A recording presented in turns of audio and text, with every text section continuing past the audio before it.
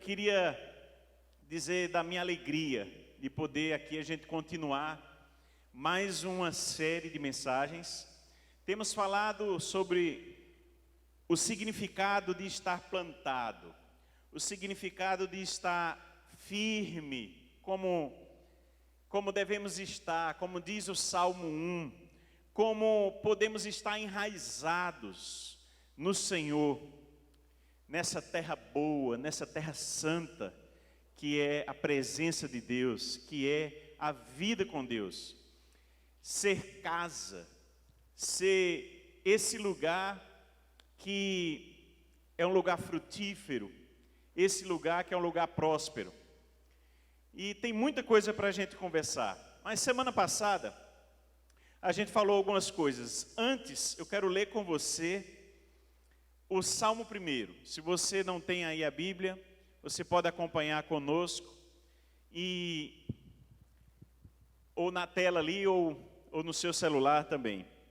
Diz assim o Salmo 1: Bem-aventurado o homem que não anda segundo o conselho dos ímpios, nem se detém no caminho dos pecadores, nem se assenta na roda dos escarnecedores. Antes, o que é? Ele tem o seu prazer na lei do Senhor, e na sua lei medita de dia e de noite. E ele será como o quê? Será como uma árvore plantada junto a ribeiros de águas, a qual dá o seu fruto na estação apropriada, no seu tempo, e as suas folhas não cairão. Tudo quanto fizer prosperará. Não são assim os ímpios, mas são como a moinha, como a palha que o vento espalha. Por isso, os ímpios não subsistirão no juízo, nem os pecadores na congregação dos justos. Porque o Senhor conhece o caminho dos justos, porém o caminho dos ímpios perecerá. Há tanto para se falar, tanto para se dizer acerca de estar firme, de estar plantado, enraizado. Vou tentar em 5 minutos botar você que não estava aqui semana passada, na mesma trajetória que nós. Então falamos de 2 palavras muito importantes. A primeira, nesse salmo, é Shé. E essa é uma palavra que Jesus falou muito sobre ela. Na verdade, se você acompanhar o Novo Testamento, vai estar em grego, né? Vai estar uma palavra significando a mesma coisa que essa. O Mateus capítulo 5, o Sermão do Monte, o Senhor começa, mas fala em outros momentos também. E essa palavra significa abençoado, que está na direção certa, que está fazendo escolhas corretas, que está direcionado e por isso é feliz, é alguém próspero. Tudo isso, essa é a ideia que está por trás da palavra. A outra palavra, chatal, é essa palavra que nós focamos em estar plantado, estar enraizado, ser aquele que tem os seus pés firmados em Jesus. Então, o Salmo 1 foca nessas 2 ideias. Foca em você escolher bons caminhos, você escolher a direção certa, você fazer decisões e escolhas que comprometam a sua vida com Deus, com a sua ética, com aquilo que está no coração de Deus. E assim você vai ser feliz, você vai ser bem-aventurado. Muito bem, falamos 4 coisas semana passada para dizer qual é a ideia por trás desse nome. Qual é a ideia quando você lê o Salmo 1, que está por trás do plantado. São 4 coisas que a gente falou rapidinho. Você foi planejado. Porque aquela árvore, ela não foi uma semente que voou e caiu lá. Mas como está escrito, ela foi plantada. alguém idealizou isso. Deus, o autor da vida, plantou aquela árvore ali. É essa a ideia de que quando você entrega a sua vida a Deus, Ele planta você num lugar de bênção, num lugar de crescimento, que é a presença dEle. Um lugar onde tudo vai dar certo, mesmo dando errado alguma coisa. Porque Deus plantou, Deus planejou você. Isso também faz parte, foi a segunda coisa, de um plano maior.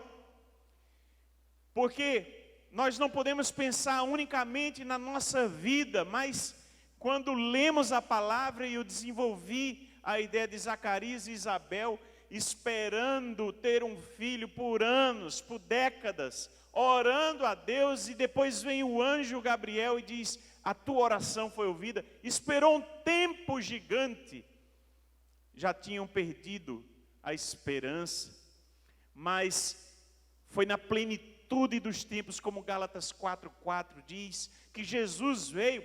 João Batista anunciou a chegada dele, abriu caminho de arrependimento, fez essa estrada enlarguecer no tempo apropriado, porque é isso, nós fazemos parte, eu, você, quem está do seu lado aí agora, você que está assistindo pela internet. Tem uma galera lá em Natal, tem uma galera que disse para a gente que ia viajar. Eu digo, se conecta lá, assiste.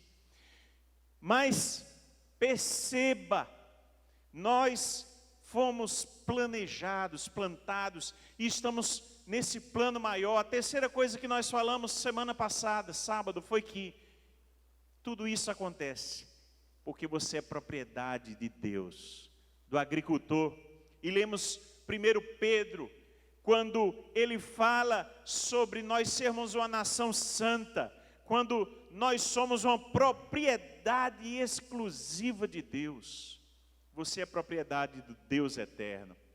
Você não é obra do acaso.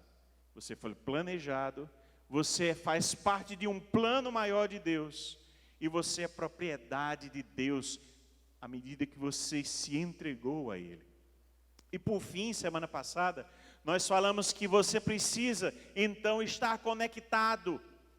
Essa árvore que tem raízes junto a ribeiro, ela precisa estar conectada. Mostrei alguns episódios onde os discípulos perdiam o foco, onde os discípulos pareciam não entender nada que Jesus falava, ou da direção que ele apontava, porque perdiam a conexão.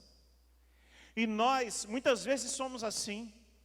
Muitas vezes as coisas da vida, as atividades, nos deixam muito cheios de atividade e nos põe a mente para desviar do foco.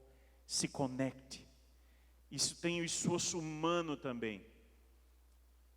As raízes vão lá à procura de chegar perto dos ribeiros de água, de puxar aquilo que precisa. Muito bem, hoje nós vamos caminhar um pouco mais. E isso tudo porque não entramos nem no texto, e o que vamos fazer hoje, plantados no Salmo.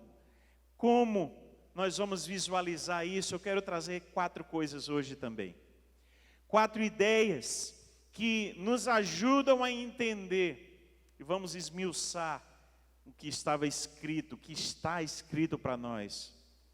E essa ideia, a primeira começa, e eu quero dizer que nós somos plantados em bom ambiente. Eu quero mostrar a vocês como o salmista se preocupa em nos advertir, e como a Bíblia nos mostra em tantos momentos, que importa sim com quem você anda, importa sim os caminhos que você escolhe, importa sim onde você passa o seu tempo, aonde você tem caminhado. Isso importa na sua vida, porque isso pode lhe conectar mais, ou isso pode lhe atrasar nessa conexão, nesse entendimento, nessa frutificação, em tantas coisas. Então, eu quero que você tenha esse olhar do ambiente. Eu quero que você perceba comigo como isso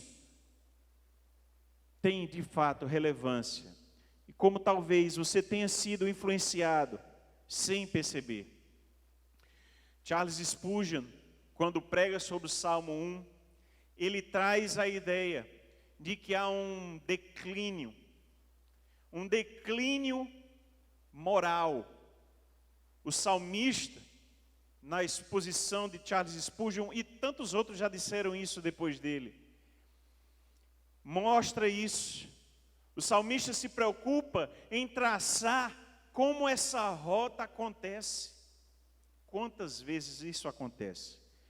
Então, o Salmo diz, verso 1, bem-aventurado o homem que não anda segundo o conselho dos ímpios, nem se detém no caminho dos pecadores, nem se assenta na roda dos escarnecedores. Perceba algo. Primeiro, isso começa na sua mente. Todo esse processo se inicia, são 3 etapas que o salmista traduz para nós. A primeira está na ordem das filosofias, dos pensamentos, naquilo que nos invade. Eu vou falar mais. Depois, começa que isso influencia as rotas que você vai tomando na vida, o que você faz no fim de semana, o que você escolhe para você durante a semana, o que você escolhe na TV, o que você escolhe de atividade, o que você escolhe, porque são caminhos traçados a partir do que você pensou, aquilo que está dentro de você, daquilo que te influenciou e trouxe você a tomar decisões. E por fim, sem você perceber, você já está muito, muito afastado de Deus, a ponto de não se incomodar com pessoas que podem até chegar a escarnecer de Deus. Pessoas que não têm nada a ver com a vida que Deus planejou para você. E isso faz parte já da sua vida, com naturalidade, ao ponto de você ser parte desse grupo. Eu quero trazer essa reflexão. A Bíblia nos mostra, primeiro, sobre esse caminho que vem primeiro na nossa mente, esse caminho de declínio. Olha, 1 Coríntios, capítulo 15, o verso 33 diz assim: não vos enganeis, as más conversações corrompem os bons costumes. Essa palavra conversações que Paulo usa, escrevendo aos Coríntios, o contexto é que Paulo está falando sobre conceitos em pessoas que estão no meio dos coríntios e pessoas que pensam sobre algo tão importante, e o assunto lá é ressurreição. Pessoas que não creem na ressurreição, que estão no meio das conversas deles, com naturalidade. E Paulo faz uma advertência. O verso anterior de Paulo diz assim, é algo que você escutou já várias vezes, é um pensamento muito vigente hoje. Paulo traz a ideia de que comer e beber, isso é o prazer da vida. Esse pensamento, então comamos, bebamos, pois amanhã morreremos. Um pensamento hedonista. O hedonismo, essa ideia do prazer, nasceu na Grécia. É uma filosofia. Existe hedonismo hoje. Como está em voga isso? Como isso está valendo? O hedonismo como uma filosofia, que ela vem, isso incorporou cidades como Pompeia, cidades do Império Romano, mesmo nascendo na Grécia, se difundiu em Roma. E uma ideia de que você tem que curtir o prazer. Isso é a vida, o prazer corpóreo. Comer, beber. Para você ter ideia, essas pessoas tinham em suas grandes festas de comida e bebida, tinham lugares especiais para o vômito. Porque as pessoas comiam, se empanturravam, tinham todos os prazeres, mas não acabava aí.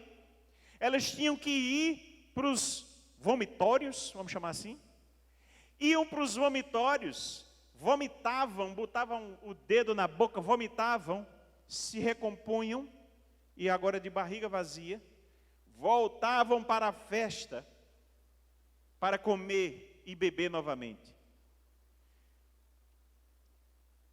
Isso é verdade. Chegou a esse nível.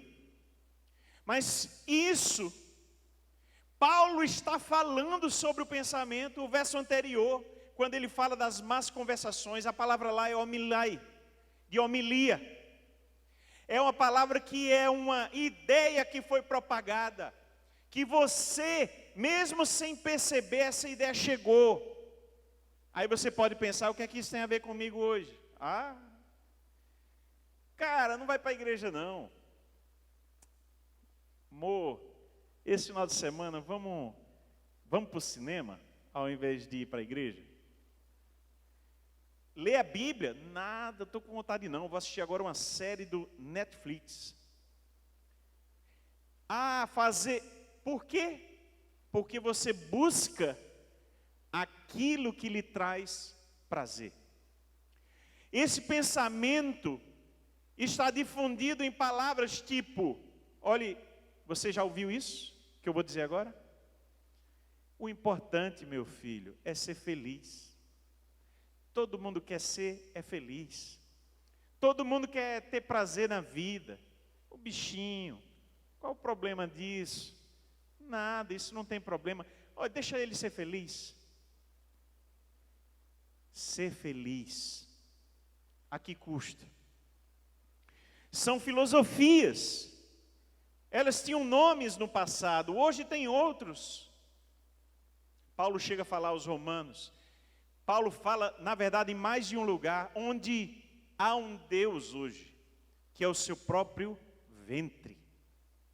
As pessoas terem prazer na vida, as pessoas terem a sua própria vontade sendo feita. Não buscar mais a vontade de Deus. Lembra daquilo que eu disse? Há um caminho, há um declínio. Volta lá naquela imagem do declínio. E o número 1 é esse, pode passar um. O número 1 é esse, é quando os maus conselhos, há uma pessoa na Bíblia, você pode ver isso em 2 Samuel, capítulo 13, o Jonadab. O Jonadab é o exemplo clássico de um mau conselho. O Aminon, filho de Davi, o rei Davi, se engraça, os hormônios falam alto, prazer, certo? Prazer. Os hormônios falam alto. E ele se engraça com a meia-irmã, é incesto, se engraça. E aí, ele pensa em se deitar com ela, mas não sabe o caminho. Chega o seu primo, a Bíblia diz que ele era primo, Jonadab, e diz assim, Aminon, se faz de doente, cara. Pede uma comidinha especial que ela faz lá para ela te levar no quarto. E aí tu, pega ela. Que conselho, hein? O conselho, Aminon, o importante é ser feliz, Aminon. Rompe aí esses tabus. São tabus que a sociedade impõe. Você já ouviu isso? Falar hoje de uma palavra homo, eu vou nem dizer o resto porque eu posso errar. Está mudando isso tanto tempo. Isso da cadeia hoje. A Bíblia registra do início ao final o seu pensamento sobre isso. Mas hoje você é atrasado. Porque a sociedade hoje é liberal e se você falar tanto assim contra algum preceito que hoje é abertamente incentivado pelos filmes de Hollywood, Você já viu no filme de Hollywood? Está lá e acontece alguma coisa que o pessoal diz, é isso aí, eu sabia, que lindo, é lindo isso. E você vai ouvindo isso. Você escuta num filme, escuta na outra série, escuta e escuta na universidade, é lindo, o povo aplaudindo. Pessoas rompendo tabus, fazendo coisas diferentes. A arte pode tudo.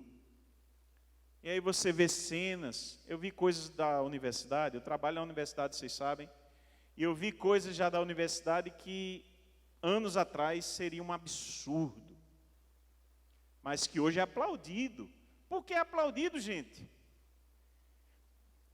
Porque a filosofia vai sendo dissolvida em frases, em conselhos, em ideias. Isso vai sendo, minada toda a ideia de uma ética cristã. Na verdade, há ataques bem diretos nisso. E aí, depois desses maus conselhos, e aí, Paulo diz, as más conversações, não é má companhia simplesmente, mas as más conversações corrompem os bons costumes. Corrompe. A Bíblia está dizendo isso.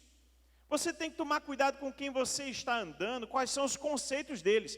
Não é que a pessoa em si vai corromper você, é a ideia. Você tem que tomar cuidado, não é simplesmente com a pessoa, porque Jesus andou com pecadores. Jesus os trouxe, você entende isso? Mas há uma diferença significativa entre você amar a pessoa e abraçar as ideias dela. Eu vi pessoas próximas a mim aplaudirem quando alguém fez uma escolha pública de algo que não devia fazer nem escondido, mas foi uma escolha pública.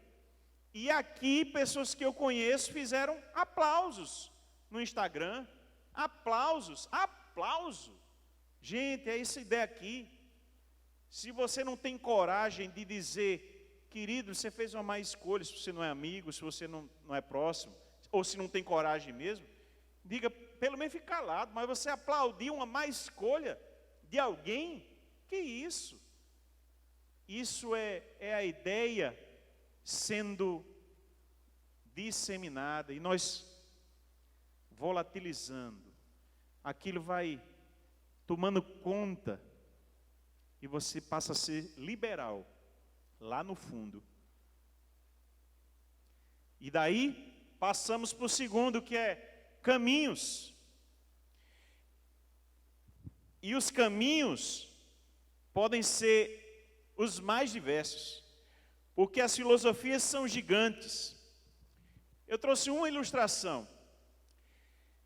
Eu falei no pensamento sobre Jonadab, sobre essa ideia do mau conselho. Se você escuta o mau conselho de alguém, você pode se dar muito mal. Foi uma tragédia para a família, não precisa nem dizer, basta você ler lá. Uma tragédia para a família. E o Aminon terminou morto. O Aminon. A menina ficou traumatizada, o Aminon foi morto, teve rebeldia na família, teve dissensão, teve muita coisa. Depois, agora eu tenho um exemplo para dar nos caminhos errados. Alguém que decidiu seguir um caminho que não deveria. Classicamente, o filho pródigo. Aquele filho que tomou a herança de um pai vivo, e um pai que tinha a possibilidade de dizer, eu não morri. Eu não vou lhe dar nada, porque eu ainda estou vivo, usufruindo disso. Você trabalha aqui comigo, você faça a sua parte, porque um dia é que você vai ganhar. Não, mas um pai de amor, que respeitou a decisão até errada de um filho. E esse pai simboliza Deus, nós sabemos. E aquele filho que vai embora, pega a sua parte e gasta com amigos, entre aspas. Porque você já viu, quando o cabo tem dinheiro e paga a conta paga a conta para todo mundo. Aí no instante junta 10 pessoas para ir. Quando o cara estiver liso, quando o cara estiver sem nada, vamos ver quantos dos 10 vão vir para ajudar o cara. E essa é a história do filho pródigo. O filho que vai e gasta tudo e com maus caminhos. O texto diz que ele gastou o dinheiro de uma forma errada. E assim, é um caminho que leva ele ao fundo do poço. Nessa história contada por Jesus, a bênção é que ele decide voltar para casa. E o seu pai está de braços abertos. E o recebe com honra. E o recebe com alegria. E o põe na posição de volta, de filho.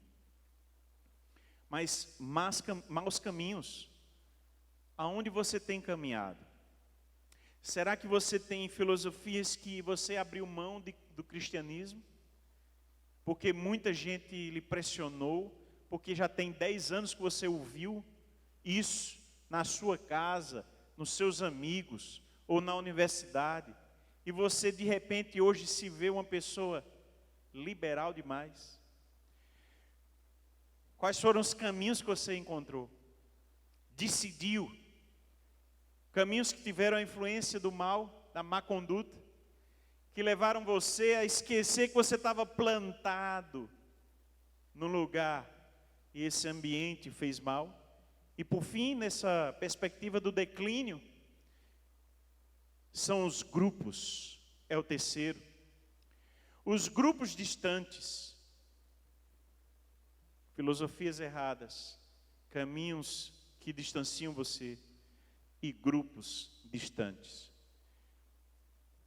Sabe, gente, há pessoas que vão acordar um dia e vão olhar de lado e vai ter um blasfemador do seu lado. Há mulheres que atrás de um homem para casar, vão buscar em qualquer lugar. E vão se deparar, vão acordar daqui a 15, 20 anos e vão ver que o pai dos filhos deles é um zombador de Deus. É alguém que não tem o mesmo pensamento, que chega a zombar de Deus. Mas há um declínio, isso é um caminho trilhado. E aí, o Salmo 1 nos dá essa deixa. Bem-aventurado, Exé, feliz, correto, sabe, próspero vai ser o homem que não andar segundo a mentalidade, segundo o conselho do ímpio.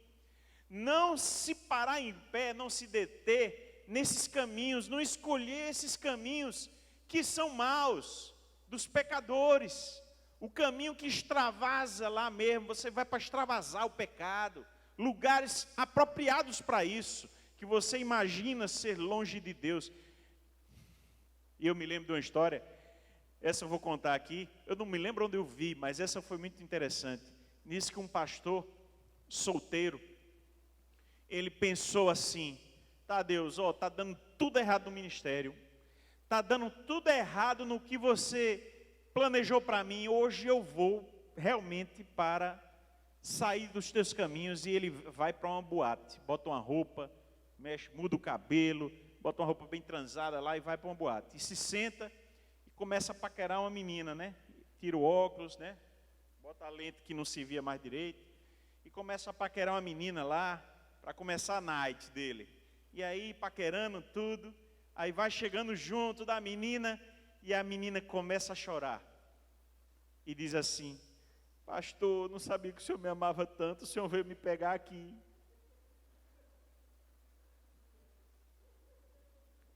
Era uma membro da igreja dele que estava distante, ele não via nunca mais, sentava no fundo assim, ele não reconhecia muito bem. E aí é a lição para aquele pastor. Eu não sei se isso é piada, viu, gente? Eu vi um pregador falando disso aí. Mas é interessante que Deus às vezes coloca situações assim. Eu sei de um fato verídico de um pastor que buzinou no trânsito. Ele contou isso de público. Buzinou, reclamando, xingando a pessoa da frente que estava horrível no trânsito. E quando ele foi passando de lado assim, era um membro da igreja dele. Aí ele continuou buzinando, Deus te abençoe. Mudou, né? Mudou para ver se cola. Lições que Deus nos permite perceber que nós estamos escolhendo caminhos errados. Vamos nos lembrar que o caminho da felicidade é o caminho que a gente escolhe o Senhor. E aí, o salmista continua, passa aí. O salmista vai e nos leva assim ainda. Provérbios, esqueci de falar isso, muito importante. Há caminho que parece direito ao homem, mas o seu fim são caminhos de morte. Nesses caminhos aqui. E o que confia no seu próprio coração é insensato, mas o que anda sabiamente escapará. São provérbios de sabedoria de Salomão, para nos mostrar que os caminhos que nós trilhamos, às vezes você acha isso, não tem problema nenhum, sabe? Mas se não é embasado na palavra, é um caminho de morte. Muitas vezes é assim. É um caminho que vai te levar à destruição, nem que seja uma morte espiritual, aplacando o Espírito Santo em você, lhe derrubando no pecado. Gente, a segunda coisa que eu queria falar hoje, a primeira o quê? Tome cuidado com o seu ambiente. Esteja plantado em um bom ambiente. Escolha bem as pessoas com quem você anda. Escolha bem os caminhos. E jamais chegue num grupo de zombaria. Não chegue nesse caminho, não vá. A segunda coisa é essa. Com bons nutrientes. Esteja plantado em lugar que dê bons nutrientes. Sabe, a palavra diz o quê? Que antes tem o seu prazer, é o verso 2, na lei do Senhor. E na sua lei medita de dia e de noite. E esses são os nutrientes. E aí nós podemos entender por que há tantos fracos hoje. Há tantas pessoas inconstantes no Evangelho, porque falta leitura da Bíblia. Falta mais do que leitura, porque se você perceber, o que o Salmo diz é meditação. E não a meditação,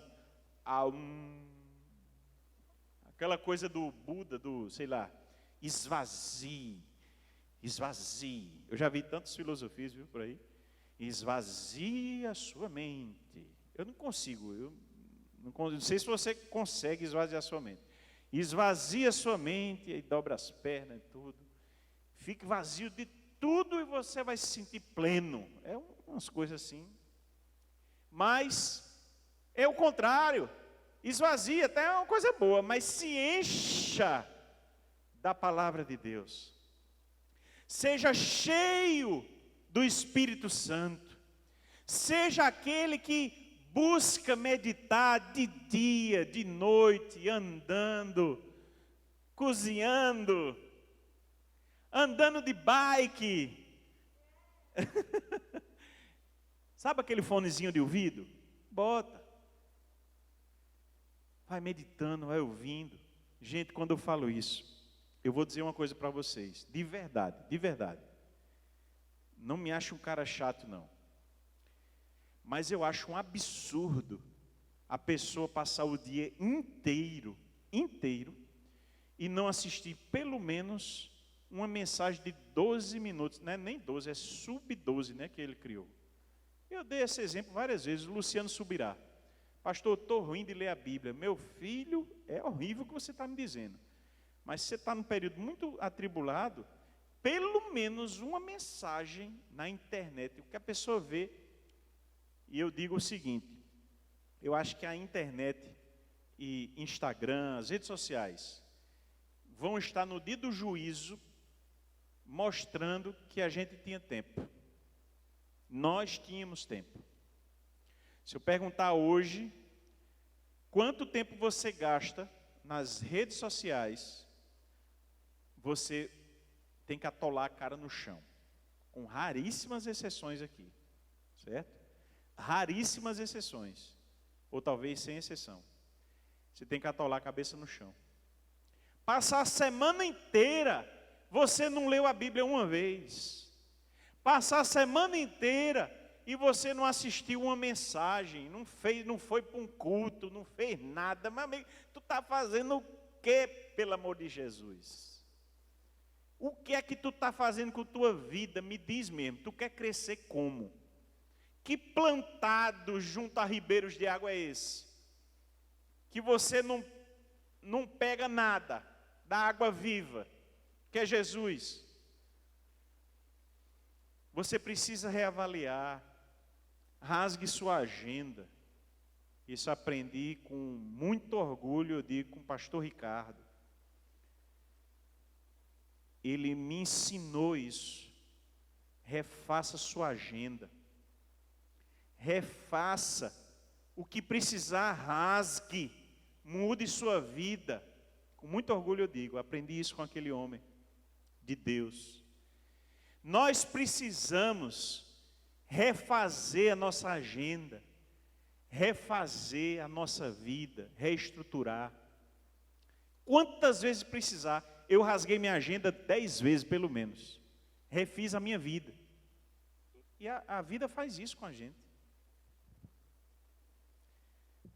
Antes, tenha o seu prazer na lei do Senhor. Aí eu quero fazer você pensar numa coisa. Olha ali para a tela.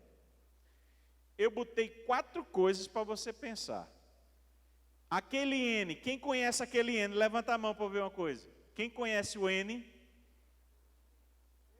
Eita! Fala, Jesus. O N é uma bênção, eu vou nele de vez ou outra. E ultimamente com a pandemia, aí é que a gente assiste mesmo, né? Não tem problema no N. O problema é você, que é desorganizado. Porque lá tem coisa boa e tem coisa ruim. Se você escolhe as coisas ruins, o problema é teu. Se você faz mau uso do tempo, o problema é teu, não é do Netflix, não. Vê só, o que está do lado ali. Eita! Ui, Jesus! Namorar é bom, né? Namorar é maravilhoso. Mas namorar pode ser um problema, dependendo de você.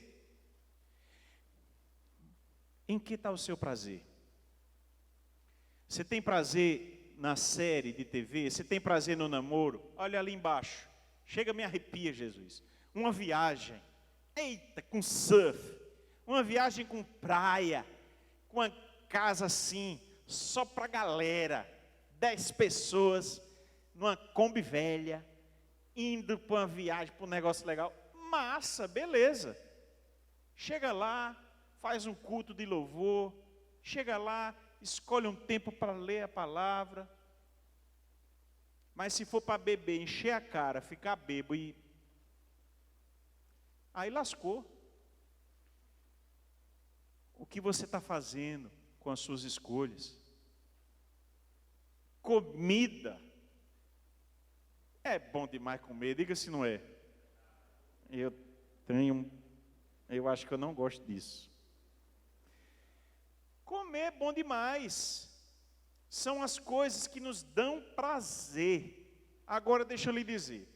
Se você lesse a palavra, se você meditasse em Deus, fosse assistir às pregações que lhe dão, sabe, com o mesmo prazer que você assiste o Netflix, ou que você namora, ou que você vai para uma viagem, ou que você come, botei 4 exemplozinhos só.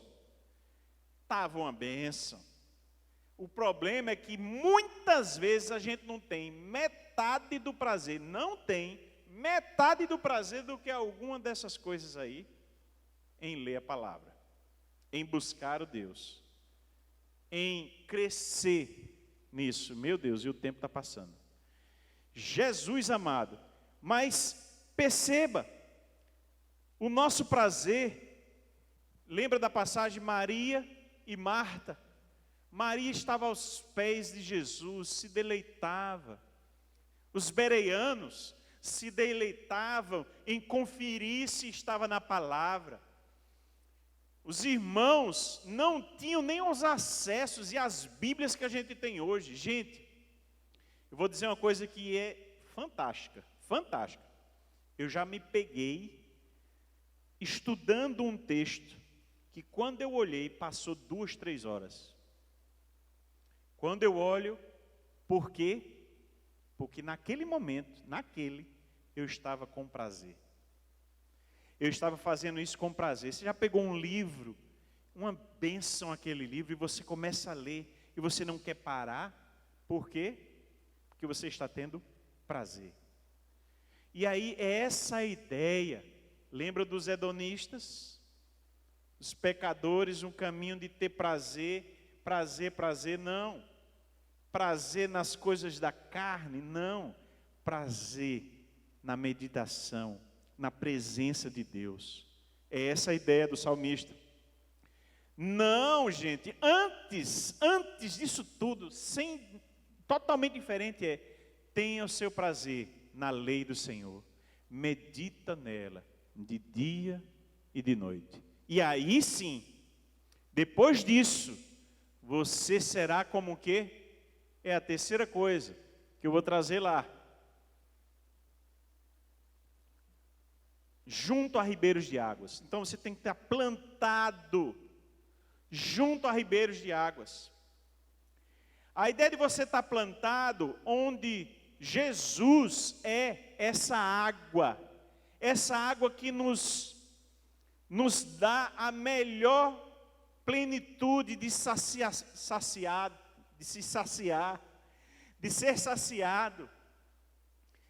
Onde você pode, sabe aquela mulher que estava no poço?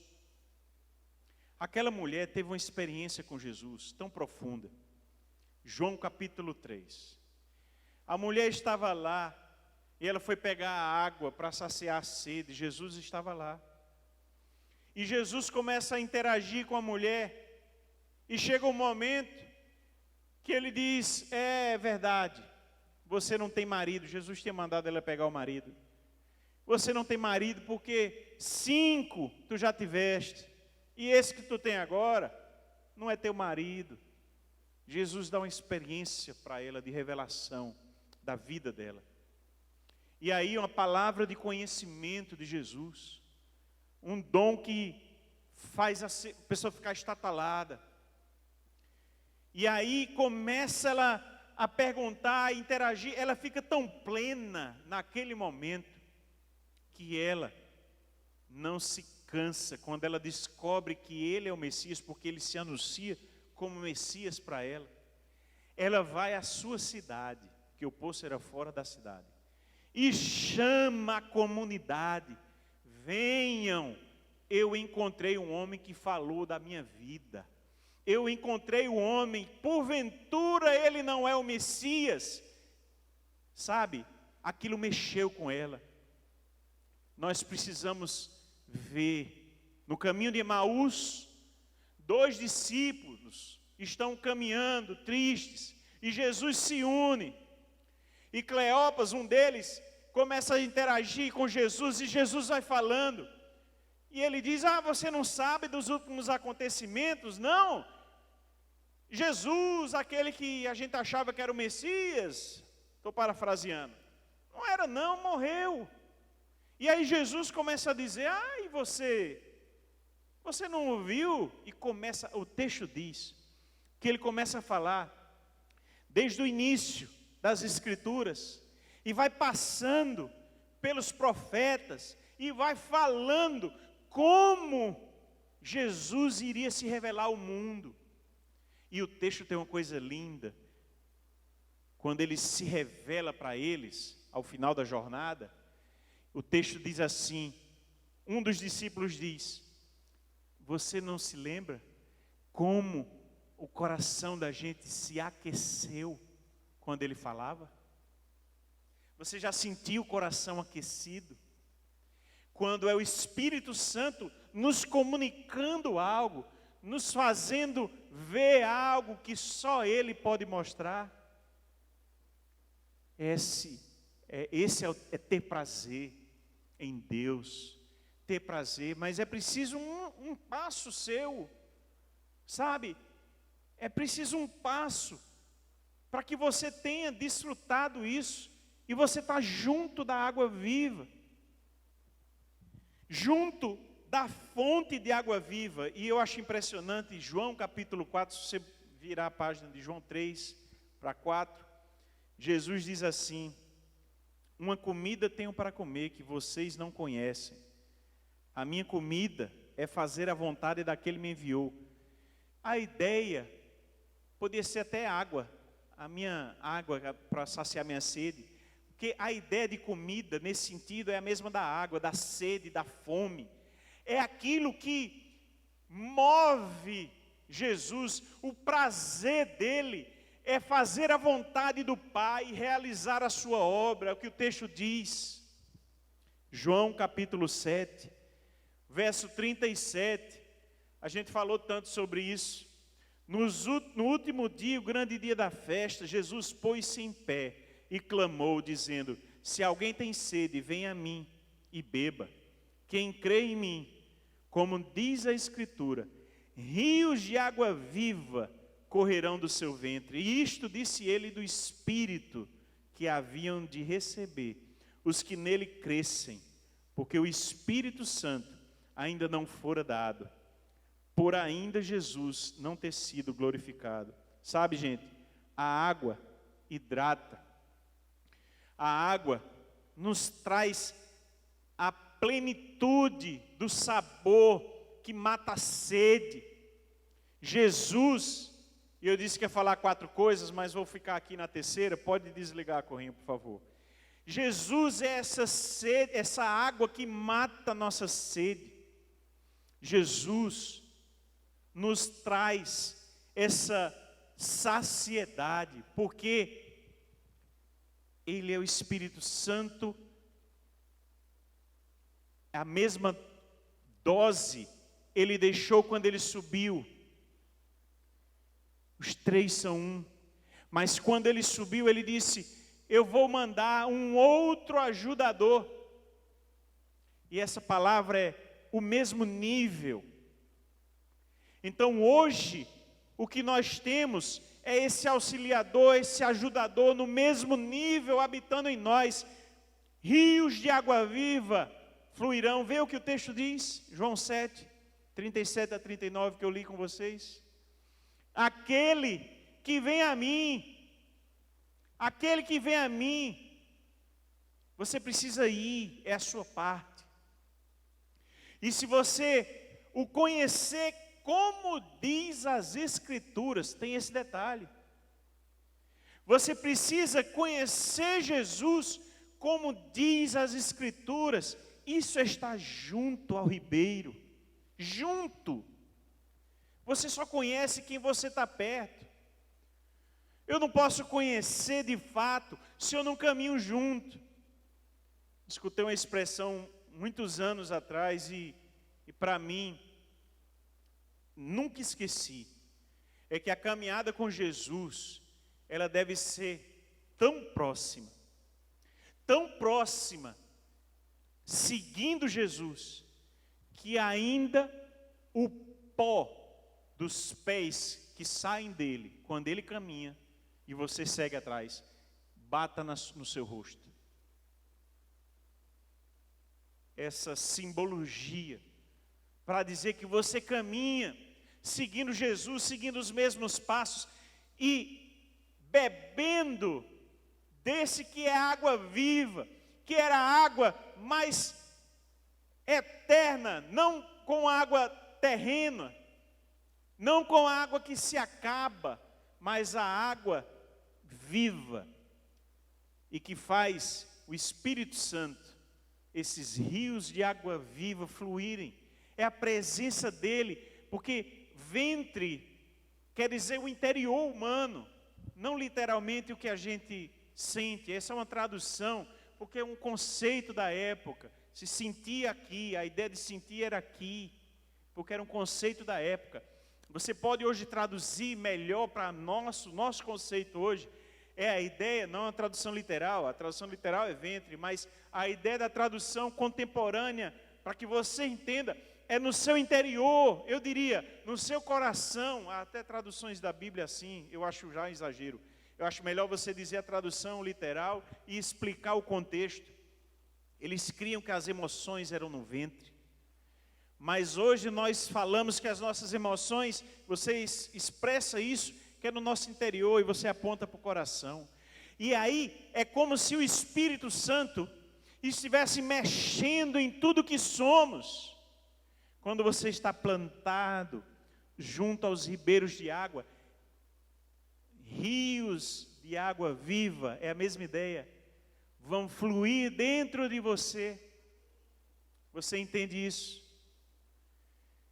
E veja, eu não cheguei nem na metade do Salmo. Hoje nós vamos parar aqui no verso 3, o início do verso 3. Mas eu quero que você não saia daqui hoje sem lembrar disso, sem lembrar que o ambiente em que você está plantado, o ambiente precisa ser bom. Nós precisamos estar plantados em um bom terreno, que é a palavra de Deus. Pessoas que são amigos na igreja, que levam você para frente. Há quem diga que nós somos uma união, né, um somatório das 5 pessoas que você convive. Eu não acredito muito nisso, mas de algum modo eu acredito que isso tem valor. Com quem você anda, entende? A sua identidade. Quando fala de identidade, eu não acredito em nenhuma baboseira que esse povo diz. Mas o que as pessoas dizem às vezes fazem sentido, em algum sentido. Importa sim, é o que a Bíblia diz, com quem você está convivendo, porque as filosofias vão entrando e você precisa estar bem nisso. Importa sim, toda a ideia da nutrição, toda a ideia de você ter nutrientes ali, e a palavra de Deus. Você só consegue isso meditando na lei do Senhor, tendo prazer. Nós precisamos aprender a encontrar isso. Como é a maneira que você mais tem prazer de se aproximar da palavra? É assistindo um culto? Venha para o culto. Mas é muito pouco isso. Procure encontrar prazer em outras coisas. É lendo um capítulo que seja comentado. Busque comentários da Bíblia. Livros que falam da Bíblia, que vão ter o contexto ali destrinchando. Busque isso. Tenha prazer. Encontre, é na rede, encontre um lugar que vai lhe dar prazer. Você tem prazer em ir para a rede, para a varanda da sua casa e ler? Faça isso mais vezes. Você precisa fazer isso, encontrar o prazer na lei do Senhor. E por fim, por hoje, nós precisamos mergulhar, sabe, na água viva. Nós precisamos beber, é a raiz que vai lá juntinho do ribeiro, de águas correntes, dando a ideia de, sabe, viva. Jesus é a água viva. E ele disse isso: aquele que beber de mim, jamais terá sede. A sede, eu me lembrei, para terminar isso, alguns dizem que foi Dostoiévski que disse, outros falam que foi Billy Graham. Eu acredito que Billy Graham citou ele, mas diz que no coração humano há um vazio, que é do tamanho de Deus. Nós muitas vezes vamos na onda da modernidade e tentamos encher e ter alegria no nosso coração em tantas coisas que não são a mais importante, porque é a única que vai nos preencher, que é a presença de Deus, que é a palavra de Deus. Fecha teu olho e peça a Deus ajuda, para que Ele traga prazer na sua vida, a presença dEle seja o seu maior prazer. Senhor, estamos aqui hoje para te pedir isso, Senhor. Queremos ser plantados junto a ribeiros de água, essa água corrente, essa água viva, esse rio de Deus que és tu, Jesus, que flui em nossa direção, que nos enche, que nos sacia a sede, que nós queremos, Deus, estar direto na tua presença, Senhor. Deus, que isso não seja uma oração da boca para fora, mas que o Senhor nos ensine esse caminho de ter prazer em ti, que o Senhor possa aumentar o nosso prazer no Senhor e nos dar essas dicas de como, Senhor, chegar dia a dia na tua presença, encontrando prazer em meditar, em ler a tua palavra, em orar, em cantar louvores na tua presença. Nos ajuda, Senhor, a estarmos plantados no lugar que é saudável. Em nome de Jesus. Amém.